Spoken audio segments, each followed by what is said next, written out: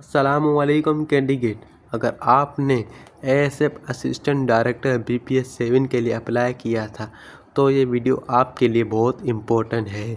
FPSC की तरफ से मेडिकल फिटनेस टेस्ट के कॉल लेटर इशू होना शुरू हो गए हैं। स्क्रीन पर आप देख सकते हैं रिक्वायरमेंट बहुत स्ट्रिक्ट है। बॉयज़ के लिए मिनिमम हाइट 5'6" और चेस्ट 42.75 इंचेस होनी चाहिए। फीमेल के लिए 5.2 और वेट 45 kg लाजमी है।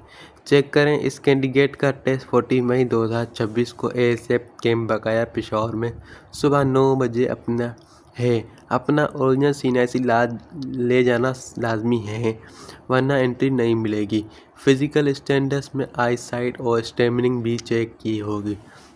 क्या आप कॉल लेटर में कमेंट में बताएं और मज़ीद अपडेट के लिए हमारे चैनल को लाजमी सब्सक्राइब करें। अल्लाह हाफिज़। Thank you for much watching. Thank you.